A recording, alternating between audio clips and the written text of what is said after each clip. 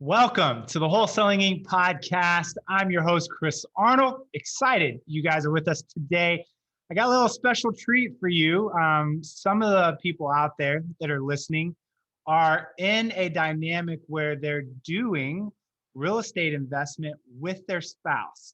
And so today, the couple I have on are going to add some value around a few practical things that they've done to manage that dynamic. But wait, if you're not married and you're like, well, wait a second, I don't know if I want to hear that. Check this out. They've been in business for 4 months. They've wrapped up 9 contracts already, literally in 10 weeks on radio, and they're brand new.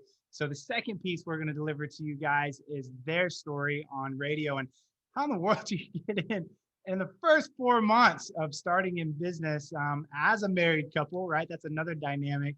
And throw down 9 contracts just off radio. Plus they've got some other ones they've been doing off other stuff. So that's what you're going to catch today. So let's get into this. Christy and Jake Booher, students of REI Radio. Welcome to the show. Glad to have you guys. Hey, Chris. Thanks for having us. So for those that don't know you, quick backdrop, where are you guys located? How long you've been married? What type of real estate are you guys doing? And of course, we know you've been doing it for 4 months. Yeah, so we're located in Columbia, Tennessee, which is about 45 minutes south of Nashville. Our market is Nashville and the whole Middle Tennessee area. We've been married for 13 years, and we just moved to the Nashville area in June. So our kind of backstory is I was in law enforcement for 15 years. She was working at the church as a worship director. I transitioned out of law enforcement. I was kind of frustrated with the cap on money I could make. I also felt like my purpose was getting further and further away from helping people on the street because of the positions I was taking. So we transitioned. I ended up getting a job as a construction manager from a friend. I fell in love with the small business. I got to see the inner workings. See how powerful owning your own business can be and the freedom it can bring about. And so we literally just started praying for God to reveal a business that we could do together. We've always felt strong about working together. And so he did. And real estate just started coming at us. I always say it was like through Instagram ads. I feel like things just started popping up. But we started diving in. We read Rich Dad Poor Dad, and from then it was like our lives had changed, our mindsets had changed.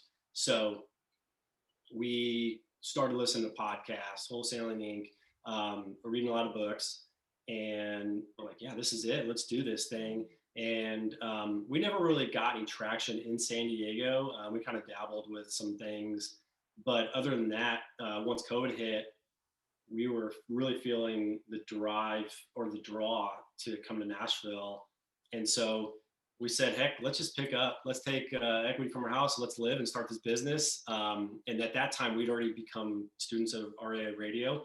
And we knew that this was a great marketing channel. And we felt very confident that we can make this thing happen. So we did, and we got here. And then she started negotiating with the radio reps and crushed it. I love it.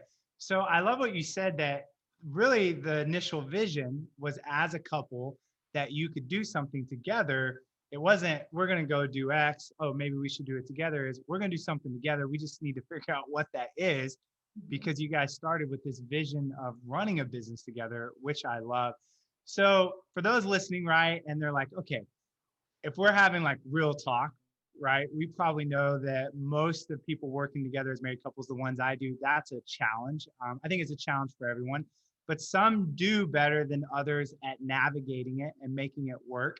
And so I want to jump right into some meat here on 3 things we talked about that you guys have begun to execute and move on in kind of this initial phase that you guys are working in. So the first one was this. You guys said you took the time to do some behavioral testing, things like Enneagram, DISC. Why is that valuable, and why should couples consider doing that? Yeah, well, even though we've been married for 13 years, there's lots of aspects that we didn't know about each other. I didn't know how he acted at work. He didn't know how I acted at work. we didn't know like what kind of responsibilities we would take on, that kind of a thing. And so it was just a way for us to learn more about each other and how we do work. How do we do in a job situation, and how do we make those work? What are our strengths? What are our weaknesses? Those types of a thing. What are we interested in? What are we not interested in? So that way we can keep moving forward without getting bored, without getting angry at each other as much as possible anyway. And, just learn our little nuances that we didn't necessarily know from day-to-day life. I agree with that. I mean, behavioral style testing fast tracks our understanding of other people. So if you're listening, like for us as an organization, we will not hire anyone without assessing them. And actually, before we even do an interview, if you look at our job postings for positions in our company, it says, do not send resume, click link below and take this assessment, because we realize that really 90% of what we need to know about a human being is underneath the surface. And the 10% that's the iceberg above the surface is what's going to come out in an interview process. That's why interview processes are flawed. And I want to resonate with you guys. I didn't tell you this when we were talking earlier. I will tell you, if someone said, Chris, what do you feel like has impacted your marriage more than anything that you've practically done? In my top 3 will be the fact that my wife and I have sat down and taken just about every type of assessment that's out there. Because tell me if this resonates with you guys. I used to get frustrated at my wife for like a particular thing. So let's say in her situation, she's an introvert, and we know introverts are slower in their decision making. So if I want my wife to make a decision, I need to give her time. Where I'm a driver, I know always what I want to do immediately. Right. So I used to think that that was a problem with my wife, but what assessments told me is that is a genre or a category of the way a certain aspect of the public works. And so rather than this going, well, this is a Jules thing, what I realized is this is an introverted thing. And so it went from not being personal to understanding that's just a dynamic that exists within people. So do you guys find that once you understand that, you realize, hey, she's not just doing this to annoy me. This is the way that her brain is wired, or this is the way his brain is wired. Are you guys seeing that? Totally. The big thing for me was she took the test first at her old job. She turned out to be a 6, and I didn't know anything about it at the time, but she brought all this literature home and explained it. And she has the kind of joke was like, there's a committee in her head to make decisions. Like she's got to go around the table. Great way to put it. Right? And so I was like, oh my gosh. This was like 2 years ago after 11 years of marriage. I get it now. And so I don't necessarily, if she asks me a question, I don't need to come in and just solve the problem right away because I think I have the answer. I just have to allow her some time to think about it. Yeah. And I will say though, it's important to take more than one type of test. Agreed. When we took the Strength Finders test, out of our top 5, our top 3 are the same. They're in a different order, but they're the same. But then when we take, the Enneagram, we're like worlds apart from each other, in totally different spectrums. Yeah. So I think it's important to take others, DISC, I don't even know all the other ones that are out there. They all teach you something different. And so if you're listening, I'm going to rattle off some of the ones that have been most impactful for me. Again, we've named Enneagram. Again, you can find all this online. Strength Finders, I think, is a great one. Another one is called Core Map, which shows your response under stress, which I think is really valuable as well. There's the Kolbe Index, Kolbe. That's another value one. So those are a few to kind of take a look at and get started, which I think are really important for people to consider. So I'm 100% on board with this first principle.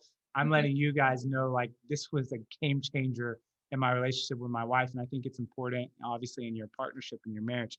So let's go to number 2, time blocking when you talk about business and when you don't. When you live in the same household and you're together 24/7 and your office is under the same roof as the kitchen table are with the kids. What have you guys learned here? Because I thought this was a nice little practical tip. Yeah. So with me, my mind's always going. I've got ideas. While we're sitting down at the dinner table, we've got 3 little kids, and it can be chaos. And I want to talk to Christy about, hey, guess what? Here's this deal. Here's what's going on. And she's just like, stop. I'm not taking any of this in. So she actually came up with the idea. She's like, listen, you've got to, when you have an idea, you just got to email it to me. So we have our separate emails under our company name. And so I'll email her an idea, something where, we need something done, or just the details about a property. And because she'll check her email every morning, I'll check mine. And so it's weird to think like that, because we're in the same house, we could just talk to each other, but it's a way to really separate ourselves from the home family environment and into workspace. I love that. So what I hear on that, which I think is super interesting, is you guys have created a solution that helps both of you, right? So Christy, in your mind, you're like, this is time with the family, right? And you're trying to tell Jake, like, we're not talking about business. We need to hear maybe about the kids' days at schools, et cetera. The challenge is with Jake, like any guy that's a driver, it's so hard to turn it off. And so you didn't just say, don't talk about it. It's, you don't talk about it, but here's how you get it out of your head. Email it so you can get it out. And then that will allow you to refocus back on the situation, because it's far enough to know for guys, unless we somehow express that, it's just going to keep moving around. So I thought it was just such a creative, practical solution, and how you guys are navigating by creating some great guardrails within your business. So let's lastly talk about org chart. This is kind of like what you see as the next step for you guys within the kind of process of working together. And I know you kind of pulled this from Michael Gerber, E-Myth. If you've not read the E-Myth Revisited, I say it's a top 5 foundational read for entrepreneurs. But talk about what you're now working on. Yeah, so we had, I had kind of a bit of an aha moment when I was reading that book, and he explains how he was helping this business. They were partners, 2 guys, to kind of basically create an org chart, figure out every role or every hat that is, within the business. And even though there's 2 guys doing it, just like us, we have to figure out everything we're doing, taking calls, going on appointments, sending contracts, everything, and figure out which one of us does it, so that we know that everything in the business is taken care of. And then once we see that, we can start seeing what maybe we don't like, maybe what can be the first hire, something to get something off our plate. But if we don't create any type of organization like that and get things written out, it's just all up here. And and if I don't explain it, then I just feel like it's just going to create a lot of chaos as we go on. And so since we're so new, I think it's imperative that we start this, get it done, and on paper, so that we can kind of see it and start mapping out. Because it's the back and forth of, do you do that or do I do that? What does that fall under? Because I'm not sure right now. Where it's like, if we talk about it, we have it all set up, we own it and we know what to do. I think it's great. We have a principle around that in my business, and we call it always appoint a point leader. So you never walk away from a task or anything that needs to be done, particularly when you're dealing with the group leader, without going, so who's the point leader here, right? Because sometimes you might have 2 or 3 people that need to walk away and work on that particular thing, but we always say appoint a point leader every time. So I think that that's great as well. So, Christy, talk about how you guys real quickly have divided up the business, right? A little bit about, the difference in your personalities, right? Like who's more of the visionary driver, maybe who's more of the integrator detail. And then based on your behavioral style, like who's primarily doing what versus what in the business? What's that look like, Christy? Yeah. So Jake does all acquisitions. So every call that comes in from radio, he answers. He sets up all appointments, goes out on those appointments. Sometimes I get to go with him, which helps with the disposition side, which is what I do. So I handle all of that, all the marketing aspects of selling the homes. And so in between, like he does all of our books, like all of our keeping track of expenses and that kind of a thing. But then when we're doing flips, it goes back to me for design. And then he is construction. So kind of goes back and forth. And that one we're kind of in between on of, okay, who's going to own it a little bit more as that grows. Okay, will I start being more of the construction manager, talking with all the different subcontractors and that kind of a thing. So yeah, we've kind of divided it that way, and that's what's working right now. We're not sure that that's going to work Well, forever. it will evolve, but it gives you a starting place, because if it's not evolving, you guys are obviously not getting sharper. But I think, Right. people's listening are like, if I was listening, I'm like, well, I'm curious kind of who's responsible for what. But what we're also saying is, just because, Jake and Christy do it this way, it's being based off the way that they're wired, which goes back to the assessment. Yes. So I could be talking to another couple and it could be completely reversed from the gender standpoint, right? So it really just depends on brain wiring around this. So I love that you guys shared this. Again, I don't really hear this being talked about as much. So when I had you guys on the day, I was like, we got to hit on this. Because whoever talks about the dynamic of working together, as a married couple. And I salute both of you. Number one, you guys have the type of marriage that you wanted to create a bond. And Jake, tell me if you find this to be the case. There's probably a greater bond you're going to get with your wife because she's a part of something that's so important for you as a man, which is what you do, right? So I think you guys are going to create some incredible memories around this and be able to have a level of sharing that maybe a lot of guys wish they could with their wives, because their wives are like, I'm not interested in the business. I don't care what you're doing over there. Yeah. So I think it's a really cool thing that you guys are going after. So let's Yeah. flip this over to radio. Those listening, okay. So let's get this story right. You guys have been in the business for 4 months and you started with radio. So my first question is, most people start with outbound, cold calling, text blasting, whatever.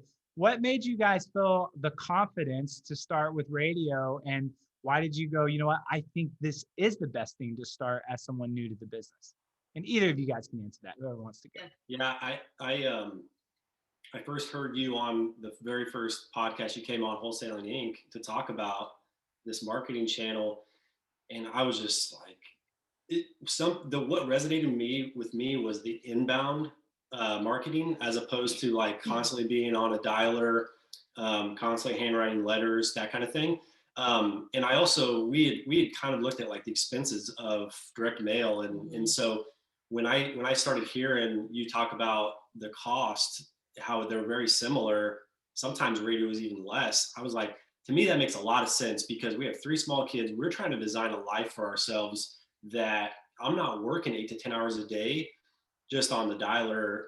I want to be able to just like step outside and push my kid on the swing for a little bit, come in, take a few calls, and have a lot of freedom and flexibility. Yeah. That's what we wanted. So that resonated. I didn't even tell her about it.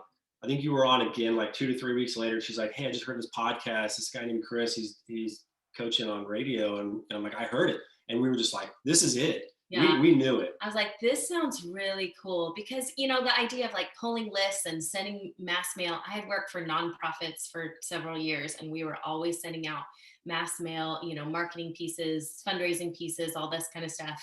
And it just wasn't that appealing to me. I was like, we'll do whatever we need to do to be able to get business coming in, but it was still like, ugh. So when I heard you talk about radio, I was like, I think we should look into that. And when I told him, he was like, I heard that too. I think we should do that too. Well, that's the other good thing about having partnership, whether it's marriage or not, is you get a little bit more confirmation when 2 people agree on something. So I always found that with my business partner, that we can make decisions because I always had a soundboard. I didn't feel like, oh, I'm off doing this by myself. So I think that that's a cool effect. So people listening, you mentioned cost. You guys are on 2 stations, right? Each station you're advertising 100 times. So that means that literally you're playing radio 260-second spots per month. That's great frequency. What's this costing you guys per month to do this? Being new and needing to be very careful about not spending too much in the beginning. What's your cost? Yeah, it's $1,500 per station, so $3,000 total. 3,000. I mean, that's less than what I know a lot of people are starting off with on direct mail as well, which I think is key. So, a lot of people always want to know, okay, what type of success you guys had? And I'm a KPI guy, so I like to give people really the real data, and you guys and I were breaking it down. So here's technically what I see. You guys have been on radio for 10 weeks. Is that correct? Now, you didn't buy both radios at the same time, did you? Did you start with one and then kick on another? No, we started them at the exact same time. Yeah. She crushed the negotiations. I love it. If you're listening, this is super funny. Definitely go to YouTube and subscribe to Chris Arnold because you can see him, Jake pointing over at Christy like that. That was all her. So, Christy, you're like, I'm a negotiator. I'm just going to go and lock up two. Why start with one? Is that what you were thinking?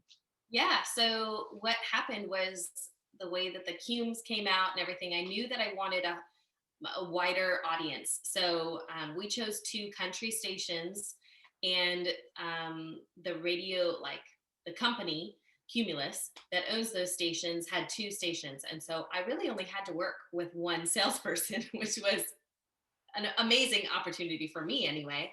And I love her because she makes it work. And it literally took about 3 weeks of negotiating with her. I got to go to lunch with her right away and just build up that rapport. You were meant for disposition. I just want to confirm everything you're was, saying. You're disposition. We loved her. She was great. So we just had a bond right away, and yeah. And then the rest of it was over phone. And to be honest, we didn't have a great connection when we were doing our final negotiation on the phone. And so there were all these pauses, which I just left them. I just let them be. Like, I don't know what she just said, but I just kept saying, this is the price that I want for that ad. This is the price that I want for that ad. And she just said, okay, I'm going to write it up and we'll see how it goes. I'm like, okay. So then I thought she was going to have to send it up to her manager, right? And then next day she's like, hey, why haven't you signed the contract yet? I'm like, oh, we have a contract. Okay, let's do this thing. So, and then we started a week later. It took a little bit longer to get our phone number all set up and everything, which we should have followed your advice and gotten that set up. Port that number, because again, if you're Yes. listening, what we mean by that is we put a unique phone number on each station, and we do a vanity number, which means that, it's just memorable. It's something that we purchase that people can remember. So you're right. That always takes a little bit longer. But again, the fact, Chrissy, you got negotiated in 3 weeks, 2 stations is awesome. So people always ask, well, how long does it take me to get up on radio? And I always kick it back and I go, it just comes down to what's going on in the head of the student. And you did the most important thing was you listened and you built rapport with the rep. And that's why you were able to close so fast. So I'm curious, Jake, at this point, what you like about radio, I heard, is number one, set it and forget it. I want to be able to go out and be with my kid, not smiling and dialing all day. What might be another thing at this point you're really enjoying about radio from a characteristic standpoint? I love the fact that the majority of people I talk to, that I actually get to talk to, there's very little negotiation on price. They're motivated. They're motivated, but I think they also get a sense of that we're legit because we're on radio. I mean, the only other people on radio here are big name realtors. There's no investors that are on the radio. And so they look at us as like legit business. They have no idea that, you've been in the business 4 months. They think, oh, you're advertising on radio. You guys must have been around here forever. Isn't that awesome? Right. That instant credibility that you get? Yes. Yeah. So that's what I love. And we average like 1.3 calls per day right now. Which for me, like just taking calls by myself and then having to follow up, I mean, that's fine. I feel like as we're growing, we're starting to get to the jog before we run kind of part. And so we hope to add another station here pretty quickly. But I love radio. I love the inbound. I love the credibility it brings. And I love the brand awareness. Like we definitely want this to be a brand, a company. We spent some time on a logo and because we really want this to be kind of a powerhouse company. You want it to be respected. Yeah. So, I would say it's hard to build a brand if you're a spam artist and you're utilizing spam techniques. And again, I'm not saying they don't work. I think we'll all agree that things like text blasting and, direct mailing work, but you're not building a brand. Again, you're spamming people. So you are like me. I understand, and I'm playing the long game, understanding that what's going to win long term is the reputation of the company. And so I think that you're really wise to really begin with the end in mind. It says a lot about y'all's maturity already in the business in the sense of beginning to think long term, because most people are going for the quick thing, right? Which isn't always right. So I love that. So from a statistic standpoint, you guys have been up 10 weeks. You have executed 9 contracts. I'm doing the math on that. You guys are almost like 1 a week, which is crazy to me. I love it. At this point, you've already closed a couple deals and pending and so forth. So let's take a look at what you have. You closed a wholesale deal already on the books, closed out for $7,300, right? Yep. You have a wholesale deal that's pending to close for $25K, which looks good. And again, I always tell whoever comes on to be conservative. So let's go a little bit lower. So that's $25K. You've got another wholesale for $30K, and then you got a flip that you're doing right now for $15K. Again, we're not looking at all 9 deals, but we're looking at what's closed and what's about to close. So kind of the front end of what's happening over here in the next few weeks. Have you guys even calculated your dollar per dollar return? Because I think people are doing the math and going, okay, 10 weeks, right? That is 2.5 months. So $3,000 a month, that's $8,000. If half of that closes, I mean, y'all's dollar per dollar return is high. How do you guys feel about that? It's fantastic. Feel good. Yeah. We love it. I'm a little jealous. I gotta be honest, you guys' numbers over there. I was telling them they're stronger than mine on my dollar per dollar return. Yeah, and actually, there were, during the election, we got bumped. Our radio ads got bumped, which is totally normal. We were okay with that. Gave us a little time to relax and get caught up on things too. So we've actually only spent just over 7,000. So on our, and we've got 80 leads from that. So we're like $88 a lead right now. That's a good number. So your cost per lead is $88.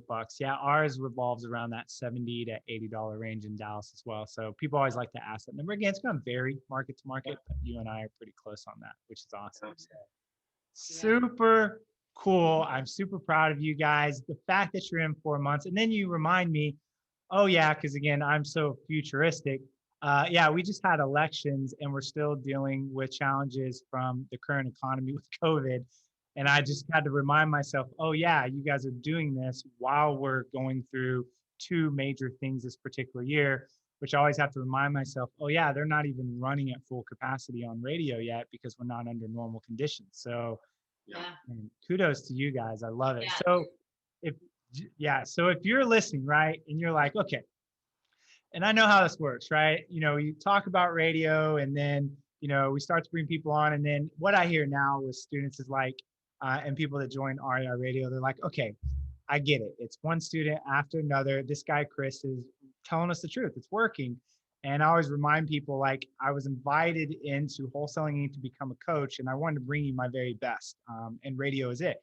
It is one of the best marketing strategies I've ever put in place. So if you're interested, go to wholesalinginc.com/REI Radio. Again, wholesalinginc.com/REI Radio. Book a call, see if your market is open. I got to remind people, we have markets that are sold out.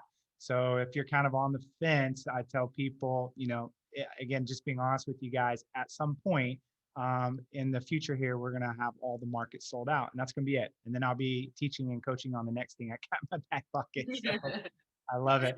So if everyone's listening and they're like, Jake, Christy, I want to do this thing, but everyone deals with, fear. Should I do it? You guys were talking about the value of making decisions together, but someone listening right now is on their own. They're an infopreneur, they're new to the game, or they're trying to figure out what to do next. And they're like, should I do this radio thing? What would you guys tell them to help kind of make a decision that's right for them?